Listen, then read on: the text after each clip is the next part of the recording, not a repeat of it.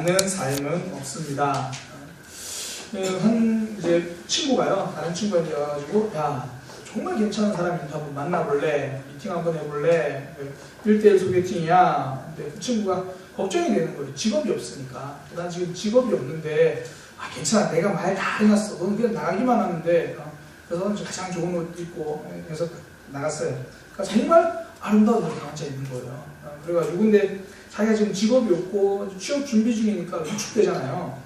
이야기하는데 앉아가지고 그 여자가 처음 하는 말이, 말씀 많이 들었습니다. 그러는 거예요.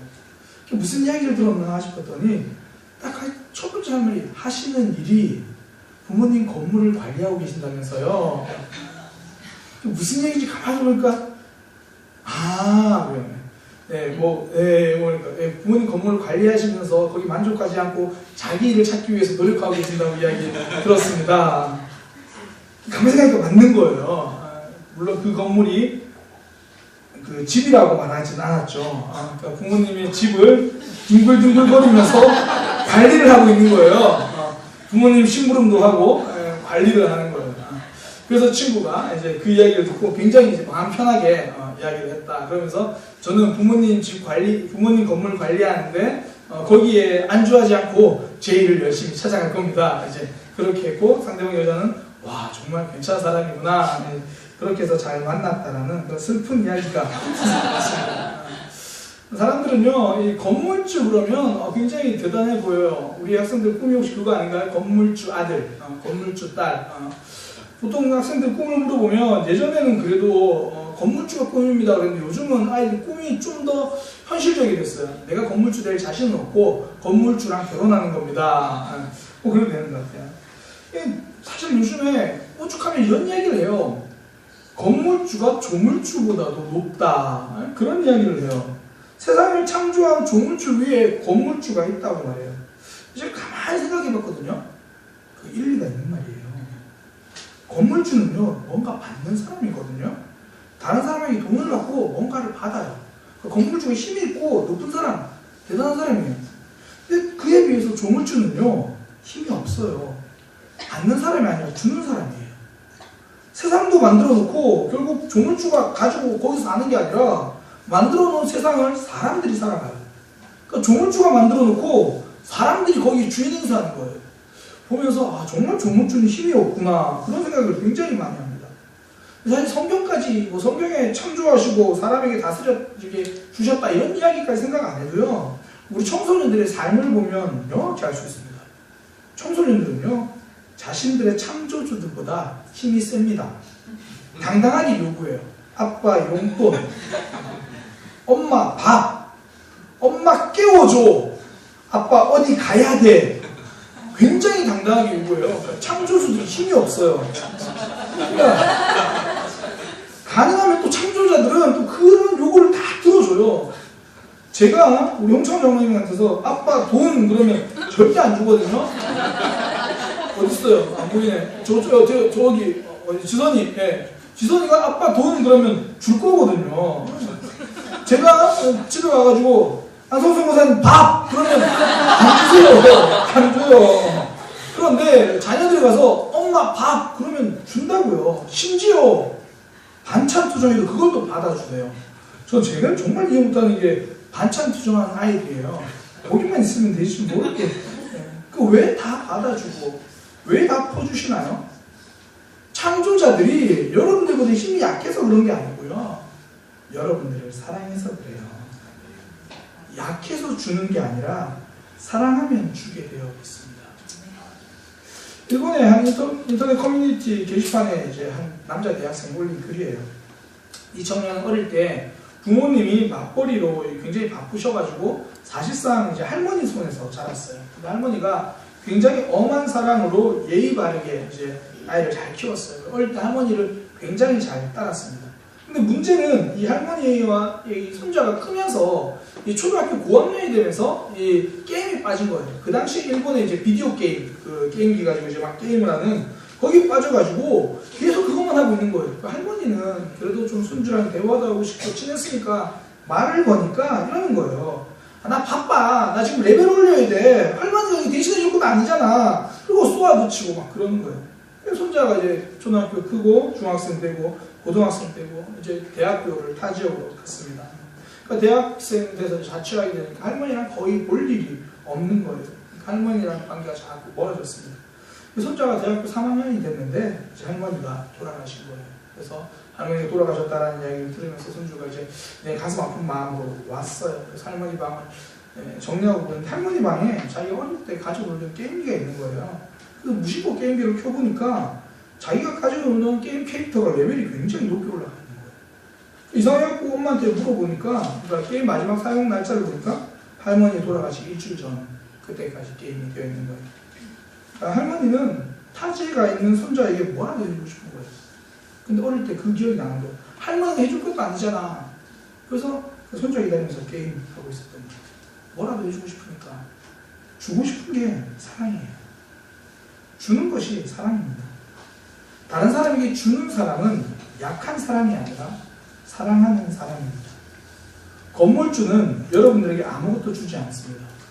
그러나 창조주 하나님은 여러분에게 모든 것을 다 주십니다. 사랑하시기 때문입니다. 그래서 오늘 본문에서도 주신다고 말씀을 하십니다.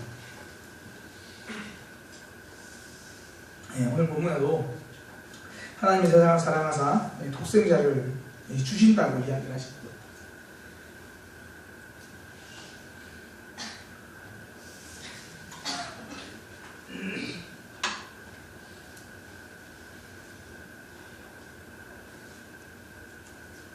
하나님이 아들을 보내주신다는 것.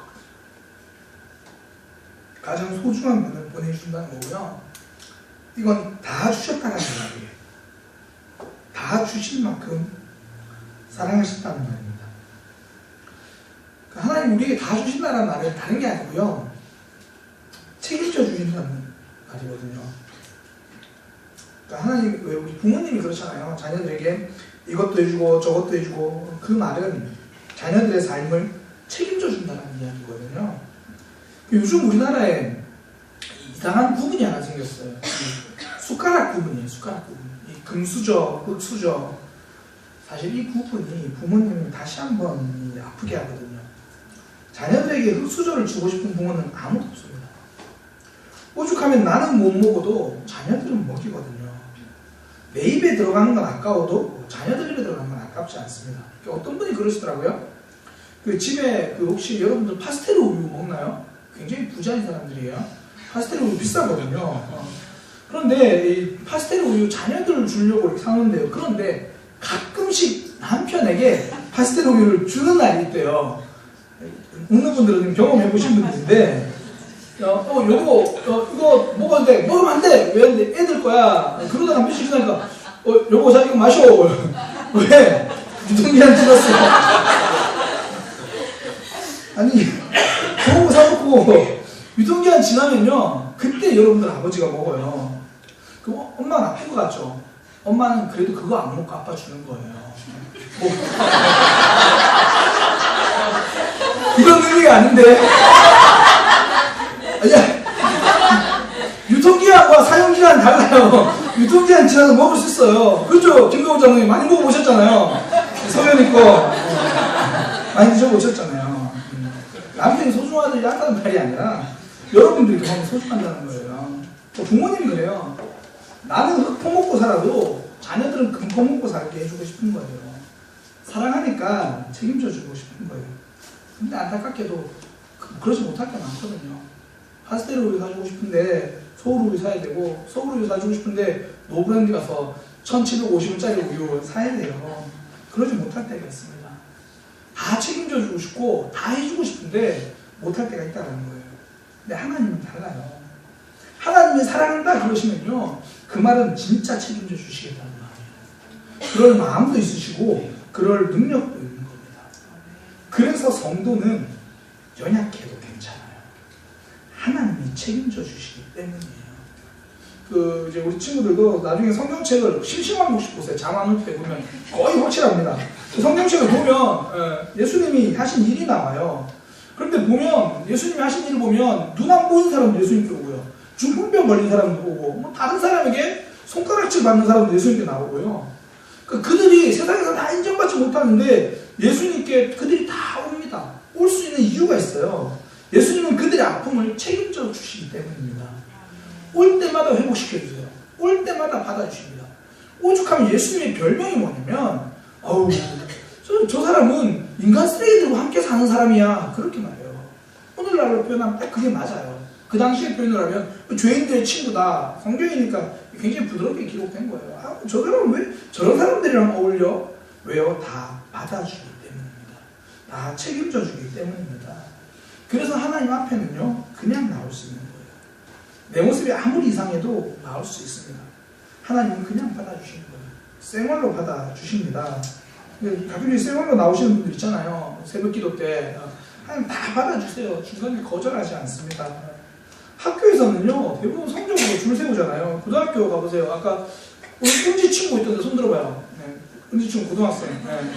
네. 고등학생들은 등급을 매기잖아요. 넌 몇 등급 가느냐? 대부분 1등급, 2등급, 3등급, 4등급, 무슨 9등급까지 다 등급을 매겨요. 이게 학교라고요. 학교. 여담으로 물어보니까 이제 새 친구들 막 이렇게 인사한다고 누구 친구야 그러는데, 그래서 은지 친구를 소개하면서 제 아내가 이 친구 성격 정말 좋아요 그러더라고요. 그랬죠. 은지 친구니까 그렇다. 성격이 안 좋으면 은지 친구 할 수 없다. 근데 시온이 알 수 있잖아요. 우리 교회에서 살아남았잖아요. 보통 좋은 게 아니에요. 은지야, 넌 그렇게 전도하는구나. 고등학생들은요, 1등급 다 등급을 나눠요. 근데 하나님은 1등급만 사랑하시는 게 아니라 2등급, 3등급, 4등급, 9등급도 사랑하세요. 9등급은 좀 피하자.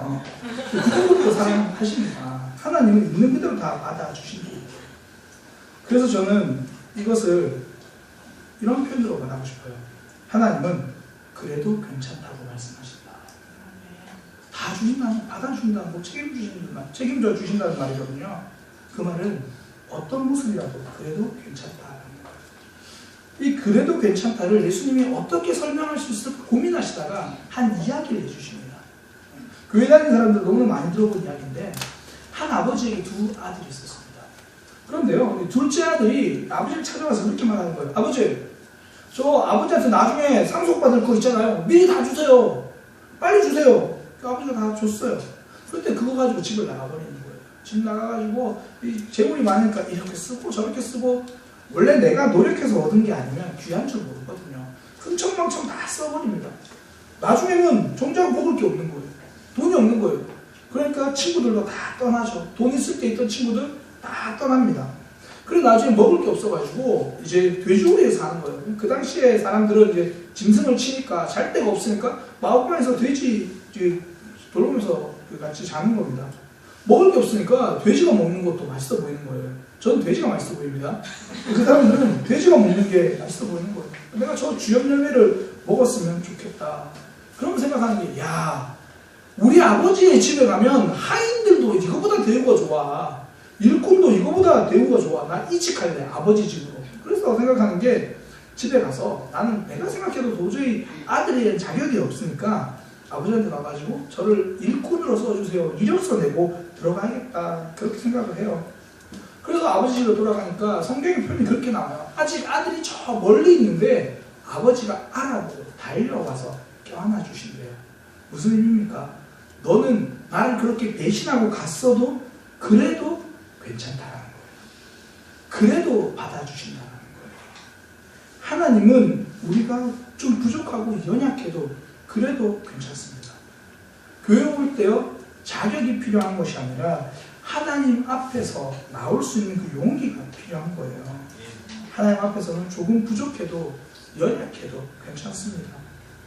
제비꽃은요, 제비꽃 혹시 아시나요, 우리 학생들? 그 보라색 굉장히 작은 꽃이에요. 제비꽃은 자기 자신을 장미꽃과 비교하지 않습니다. 있는 그대로 괜찮은 거예요. 왜? 하나님이 그렇게 만들어 주셨고 하나님이 그래도 사랑해 주시기 때문입니다. 오늘 설교 제목이 꽃피지 않는 삶은 없다라는 거잖아요. 이게 제 친구 목사가 최근에 책을 쓴 책 부제예요. 꽃피지 않는 인생은 없다. 그 책 내용이 보면 그렇게 나와요. 본인이 이제 사역을 하다가 공부한다고 경기도권에 올라왔는데, 교회 사역을 할 때는 집이 있었는데 이제 사역을 내려놓으니까 집을 구해야 되잖아요.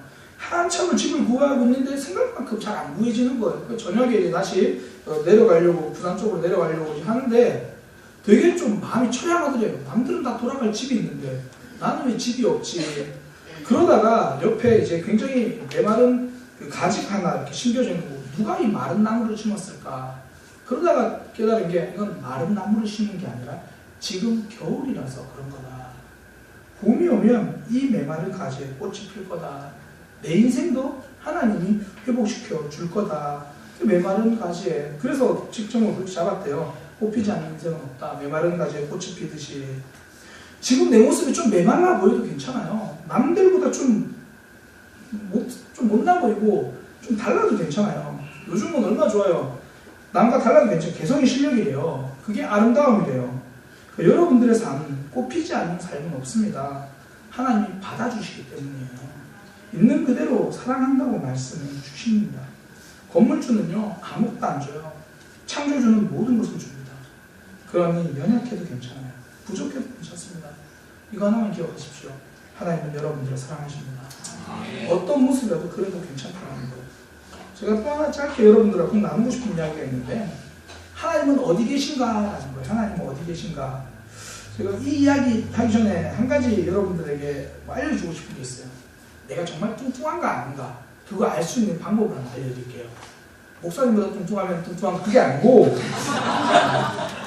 혹시 여러분들 할머니 살아 계시면 할머니들한테 물어보세요. 할머니, 저 살쪘어요? 안 쪘어요?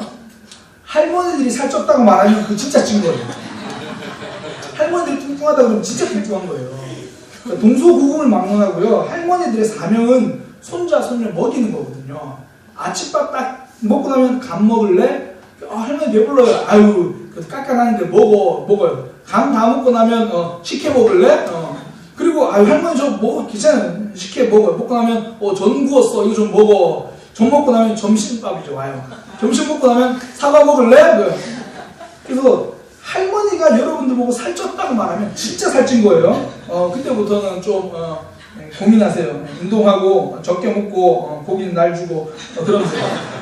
또 하나 제가 진실 하나 알려드릴게요. 살찐 거 말고 물건을 찾는데요. 아무 차도 없잖아요. 엄마가 물건을 찾아봤는데 없으면 그거 진짜 없는 거예요. 엄마가 찾아봐도 없다. 그러면 진짜예요.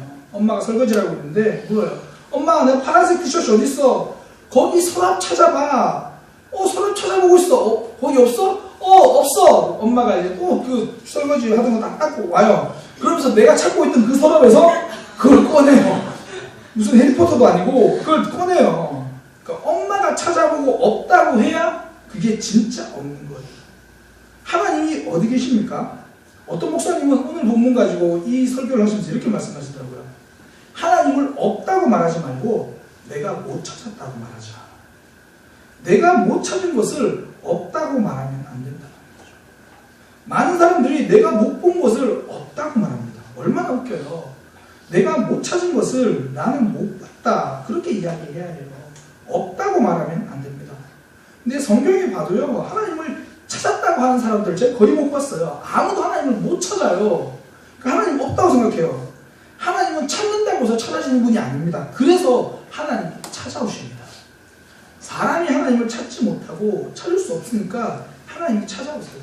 오늘 본문이 말하는 게 그거예요. 하나님이 세상을 이처럼 사랑하사 독생자를 주셨으니 독생자가 찾아오신 거예요. 예수님이 여러분들을 찾아오신 겁니다. 저도 그래요. 저는 지금 목사지만 어릴 때부터 교회 다녔던 거 아니거든요. 제 기억으로는 어쨌든 초등학교 1학년 때 교회를 다녔어요. 친구가 교회를 가자 그래서 기억나는 거는 언제부터 교회를 갔는지는 기억이 안 나는데 이 장면이 기억이 나요. 9시에 TV 만화 영화를 보고 있는데 친구들이 밖에서 불러요. 명수야 놀자 교회 가자는 이야기거든요. 싫어 나는 TV 볼 거야. 그때 제 친구들이 제가 거부할 수 없는 한마디를 했어요. 제가 설교 시간에 여러 번 이야기했던 것 같은데 딱 한마디 했어요. 너 그러면 안 놀아준다. 제가 진짜 눈물을 몰고 나와서 교회를 갔어요. 친구들이 안 놀아준다 그래가지고. 근데 지금 생각해보면 친구들이 저를 부른 게 아니라 하나님이 친구들을 통해서 저를 부르신 거예요. 하나님이 저를 찾아오신 겁니다. 친구를 통해서 불러주신 겁니다. 지금 여기 오늘 앉아있는 새 친구들 중에서 하나님 아직 못 찾았다고 말하는 분들 있을 거예요. 난 안 보이니까 나는 모르겠다 그래요. 그래서 하나님이 안 계신 것 같죠? 하나님이 계신다는 증거는요. 여러분들이 오늘 이 자리에 앉아있는 거예요. 여러분들의 친구를 통해서 하나님이 여러분들을 찾아오셨습니다. 그렇게 불러주셨기 때문에 오는 거예요. 성경에도 보면 그런 사람이 있습니다. 그 사사기라는 성경에 보면 기드온이라는 사람이 있는데요. 하나님 천사를 먼저 찾아오세요. 그래서 큰 용사여 뭐 이렇게 부르니까 기드온이 첫 번째 하는 말이 뭐냐면 하나님이 계시면 우리가 이렇게 고생해요? 하나님 안 계시잖아요. 그 말과 같은 말이거든요. 하나님이 계시면 우리 이스라엘이 이렇게 고생하겠습니까? 그러니까 본인들이 하나님과 상관없이 살면서 하나님 없다고 해요. 많은 사람들이 내가 예배 시간에 하나님을 찾아보려고 노력해본 적도 없으면서 말씀에 귀 기울여 본 적도 없으면서 하나님 없다고 해요. 그러니까 우리는 하나님을 찾지 못하거든요. 몰라요. 그러니까 하나님을 찾아오시는 겁니다. 그 기도원에게 찾아오시는 거예요. 근데 첫 번째 하는 말씀, 첫 번째 하는 이야기, 하나님 안 계시잖아요. 그렇게 이야기를 하는 거예요. 결국 하나님이 기도원을 통해서 찾아오시고요. 답답한 그의 삶을 답이 있게 만들어 주십니다. 여러분의 삶에도 천사가 있습니다. 지금 여러분들을 교회로 데리고 온 그 친구가 천사일 수도 있고요. 아니면 그 친구는 아니고 다음번에 여러분들을 전도할 그 친구가 천사일 수도 있어요. 때로는 부모님일 수도 있고요. 때로는 학교 친구일 수도 있고 어쩌면 목사님의 설교 한마디가 천사의 초청이고 말일 수 있다는 겁니다. 그래서 우리에게 필요한 건 통역이에요. 하나님이 우리 사람들을 통해서 부르실 때 저기 친구가 부르는 게 아니라 하나님이 부르시는 거다. 이거 통역해서 들을 수 있어야 돼요. 제가 목회를 해보니까 성도들은 이 통역을 잘 못해요. 제가 보기에 분명히 하나님이 부르시는데 잘 몰라요. 잘 못 알아들어요. 그 목회자 입장에서 굉장히 통역해주고 싶어요. 그런데 어떤 성도들은요, 못 알아들어도 알아듣는 척을 잘하는 사람이 있어요. 뭐냐면 잘 몰라도 그냥 순종해요. 그러면 그건 누리더라고요. 어떻게 밥 먹으라는 잘 못 알아들어도 있는 거 먹더라고요. 그러면서 하나님을 만나가는 사람들이 옵니다. 전 여기 있는 분들 중에서 아직 하나님을 못 찾았다고 말할 수밖에 없는 사람들이 있다는 거 알아요. 그럴 때는 다 알아듣고 오려고 하지 말고 그냥 하나님을 따라가세요. 하나님 따라가는 거 잘 모르겠으면 그냥 친구 따라오세요. 그러면 되는 겁니다. 그때 하나님 주시는 복을 누리는 거예요. 예배가 한 번만에 은혜가 되는 사람이 있습니다. 얼마나 감사해요. 근데 어떤 사람은 일단 마음 정하고 나오면서 하루 나오고 다음 주 나오고 그 다음 주 나오고 그러면서 은혜가 되는 사람이 있어요. 하나님의 찾아오심을 그때 확신하고 따르는 사람이 있다는 거죠. 하나님은 어디 계십니까? 나는 못 봤다. 나는 그렇게 말하는 게 아니라 없다고 말하는 게 아니라 내가 못 봤다. 나는 못 찾았다. 우리 엄마가 찾아줘야 정말 찾아주는 것처럼 하나님이 여러분들을 찾아오셔야 하나님을 만날 수 있습니다. 제일 좋은 방법은 나는 못 알아들으니까 그냥 따라가는 거예요. 그냥 그 말씀대로 가는 거예요. 꽃은 봄이 오면 핍니다. 메마른 가지에 봄이 오면 꽃이 펴요. 삶에서는요, 예수님이 오시면 꽃이 핍니다. 제 인생이 그랬어요. 제 얘기만 하고 이제 좀 마치려고 합니다. 저 어릴 때 그랬어요. 친구들이 안 놀아준다고 해서 교회 갔다 그랬잖아요. 제가 안 놀아준다는 말을 왜 싫어했냐면 제가 친구들에게 왕따 당한 경험이 많아서 그래요. 제가 얼굴이 잘생기니까 시기를 하더라고요. 그건 아니고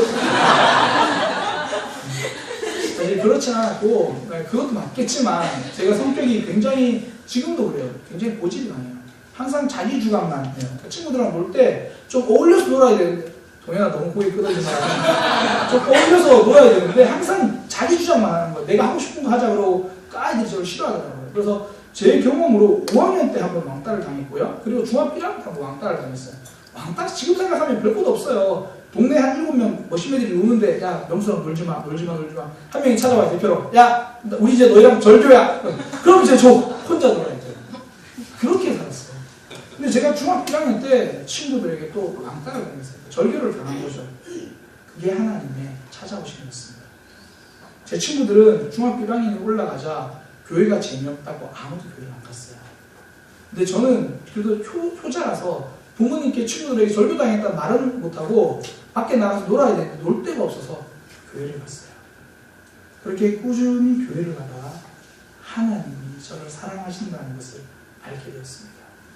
메마른 제 인생이 그때부터 꽃이 피기 시작했습니다. 오늘 여기 온 여러분들, 우리 학생들 또 함께 예배드리는 모두 하나님은 늘 우리 곁에 찾아오십니다. 없다고 말하지 말고요. 우리를 사랑해서 모든 걸 주시는 그분을 우리 삶의 모든 부분에서 받아들이는 메마른 인생에 꽃 피울 수 있는 그런 삶이 되기를 소망합니다. 기도하겠습니다. 하나님, 우리 인생